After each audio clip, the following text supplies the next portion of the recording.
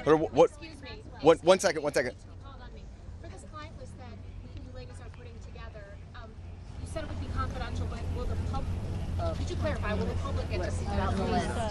So Lisa, what's your envision here? Is it going to go to the public or just amongst the survivors? No, we're reaching out to survivors that are scared. So come on up.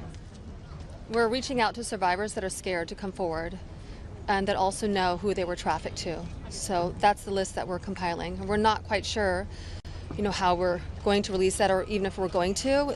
The Department of Justice needs to release the list. Right, yes. For folks at home, they might be confused. Survivors know the names. You've seen these powerful people. Why can't you say the names? Could you just explain for folks? Why do we have to say the names when the government knows the names? And we're also scared to do so. Look what's happened to so many of the survivors that have revealed names. Yeah, I find it offensive.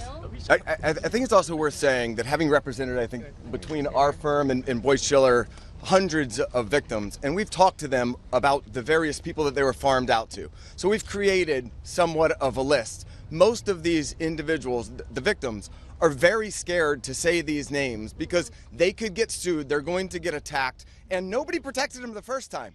And that was against one person. So is there a list? There is a list, but just to dispel kind of the common theme here, every one of these women was abused by Jeffrey Epstein, and his scheme was to personally abuse women.